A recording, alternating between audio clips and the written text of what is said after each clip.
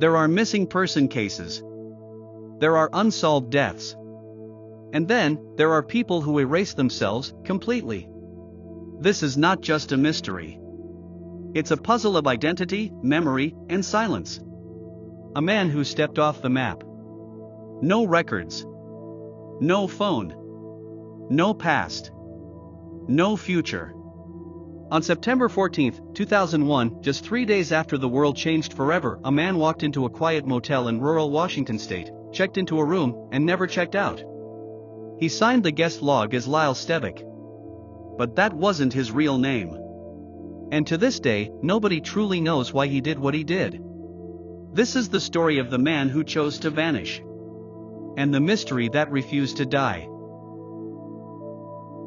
The town of Amanda Park sits nestled in Grays Harbor County, Washington. A foggy, forested stretch not far from the Olympic National Park. Quiet. Remote. Forgettable. At the Lake Quinault Inn, a small roadside motel, a man arrived late in the afternoon. Tall. Thin. Soft-spoken. Early 20s. Maybe 30. He wore jeans. A blue shirt. No suitcase. No luggage. Just a plastic bag. He approached the desk, asked for a room, and paid in cash. He signed in as Lyle Stevik. The name sounded real, but no one recognized it. Room 5. He took the key, said thank you, and walked away. The clerk remembered thinking, he looked exhausted. Over the next 2 days, no one saw him come or go. The Do Not Disturb sign hung on the door the whole time. Then, silence. On the morning of September 17, the motel staff decided to check on room 5. Inside was still. Quiet. Clean. Almost too clean.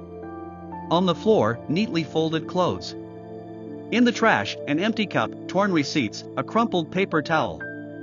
On the desk, a handwritten note that simply said, "Suicide. No one is responsible.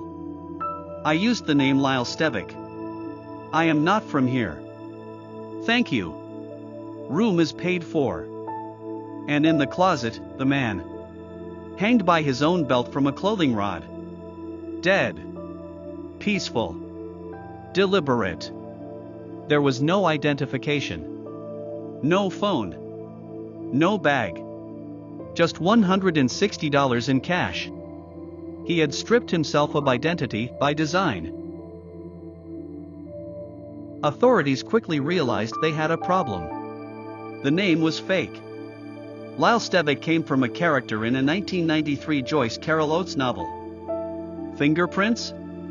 Not in any system. Facial recognition? No match. Social security? Nothing. Dental records? Useless.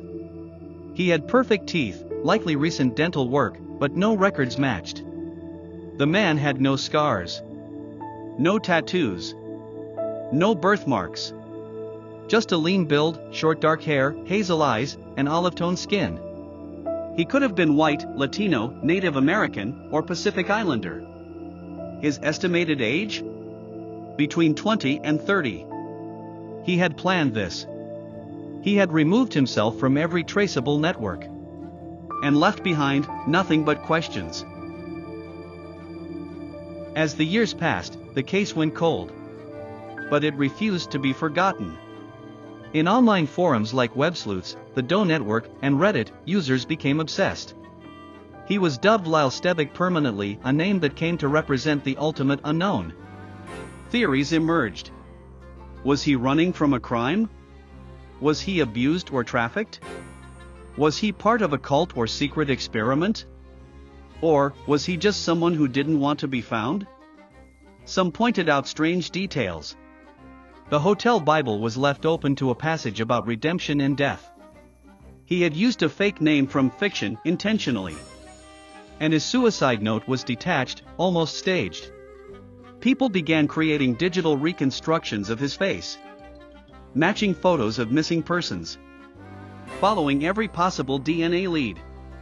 Nothing. The mystery stayed frozen in time. It wasn't until 2018, 17 years later, that science finally caught up. Thanks to advances in forensic genealogy, his DNA was entered into a private database and compared with distant relatives. After months of genealogical tracing, the truth surfaced. Lyle Stevik was not his real name. He was a man from California, in his 20s, from a troubled family. He had struggled with depression.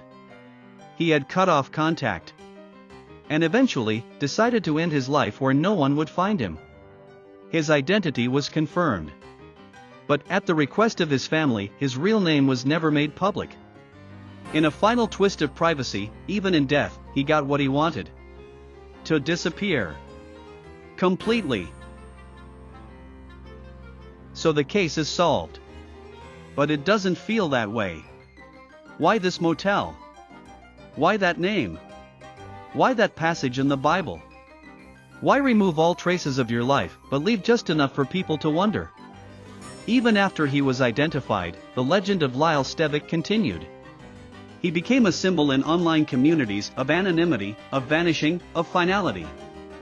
For some, he represented a dark but quiet freedom. For others, an unbearable loneliness.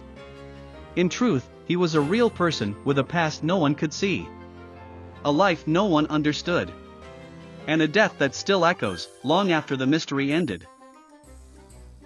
Not every story is about solving a mystery. Sometimes, it's about accepting that some people don't want to be solved. In a world where every click, call, and connection is tracked, one man managed to slip through. His name was never really Lyle Stevik, but he became something more than a name. A story. A shadow. A reminder that even in the age of information, silence still speaks. Thanks for watching Truths Beneath Time. Subscribe for more real mysteries, historical secrets, and forgotten stories. Because some truths are buried deeper than time itself.